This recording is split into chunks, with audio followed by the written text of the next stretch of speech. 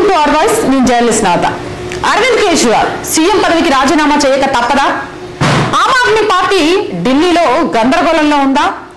పార్టీపై వస్తున్న అభియోగాలకు ప్రజల నుంచి వస్తున్న వ్యతిరేకతకు ఏం చెప్పాలో అర్థం కావట్లేదా? అసలు ఆ పరిస్థితి ఢిల్లీలో ఏ విధంగా మారబోతోంది అనేది ఈ వీడియో ద్వారా నేను మీకు అందిస్తాను. ఢిల్లీ లిక్కర్ స్కామ్ కి సంబంధించి ఇప్పటికే అభియోగాలను ఎదుర్కొంటూ కోర్టులో ఉన్న అరవింద్ కేజ్రీవాల్ కు సంబంధించి ఒక విషయంలో బెయిల్ వచ్చినప్పటికీ మరొక విషయంలో ఇంకా జైల్లోనే ఉన్న కోర్టు కూడా ముఖ్యమంత్రిగా ఎలాంటి నిర్ణయాలను తీసుకోరాదు అని చెప్పినట్టుగా కూడా తెలుస్తోంది. దీనికి సంబంధించిన అప్డేట్స్ బయటికి రావాల్సిన అవసరం ఉంది.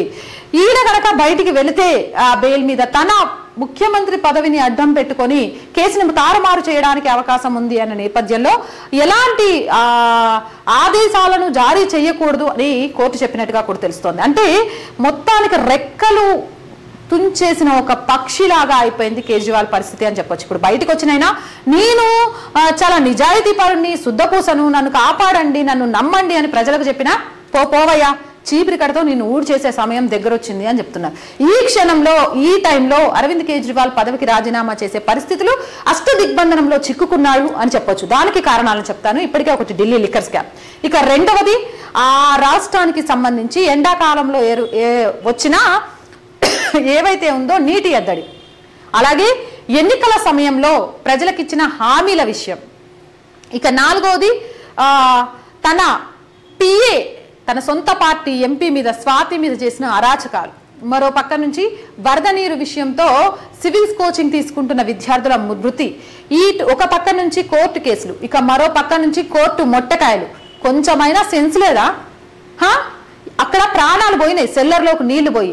డ్రైనేజీలు కనుక ఎందుకు చేయించలేదంటే, సార్ మా దగ్గర డబ్బులు లేవు సార్, బడ్జెట్ లేదంటే సిగ్గనిపిస్తలే. మీకు మౌలిక సదుపాయాలు కల్పించడానికి బడ్జెట్ లేకపోతే ఉచితాలు ఇస్తామని ఎట్లా చెప్పిండ్రు? ఉచితాలకు బడ్జెట్ ఎక్కడి నుంచి తీసుకొస్తారు? పైసలు ఎక్కడి నుంచి తీసుకొస్తారు? ఇలాంటి పనులన్నీ చేసుకుంటూ ప్రజలకు హాని కలిగిస్తూ మళ్ళీ మాట్లాడడానికి ప్రభుత్వం అయ్యండి అని కోర్టు మొట్టకాయలు పెట్టిన సందర్భాలను చూసినాం.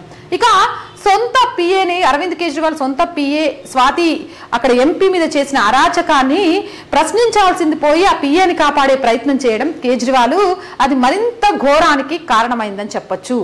ఇక ఎంత అనంటే దానికి సంబంధించి కూడా ఒక ఆడపిల్లను ఆ రకంగా చేస్తే వారి నిందితుడిని కాపాడే ప్రయత్నం చేస్తున్నారు అంటే ఇదెంత దుర్మార్గం అని కోర్టులు ప్రశ్నించేంతగా.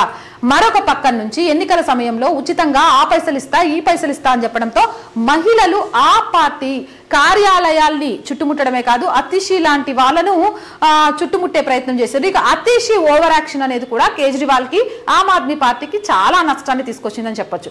ఎప్పుడైతే కేజ్రీవాల్ జైలుకి వెళ్ళాడో తాను ముఖ్యమంత్రి పదవి నుంచి తప్పుకుంటే ఆ పదవి తాను ఆశిస్తూ అది బయటికి పడకుండానే అతిషి ప్రజల పక్షాన ఉంటున్న నేతగా నిరూపించుకునేందుకు తాను ఒక నిజాయితీ పరురాలని నిరూపించుకునేందుకు శతవిధాలా ప్రయత్నం చేస్తూ బీజేపీ నేతలు తనను పార్టీ మారమంటున్నారు, దానికోసం ఆశలు చూపిస్తున్నారు అనడంతో అతిషి మీద పరువు నష్టం కేసు పడింది. ఆ తర్వాత నీళ్ల పంపకానికి సంబంధించి నిరాహార దీక్ష చేయడంతో అసలు మాట్లాడాల్సిన ప్రభుత్వంలో ఉన్న నేత నిరాహార దీక్ష చేయడం ఏంటి అని ప్రజలు చీకొట్టుకునే పరిస్థితి తీసుకొచ్చింది. ఇక అతిషి ఓవర్ యాక్షన్ అనేది కూడా ఆమ్ ఆద్మీ పార్టీకి చాలా చాలా చాలా మైనస్ గా మారింది అని చెప్పొచ్చు.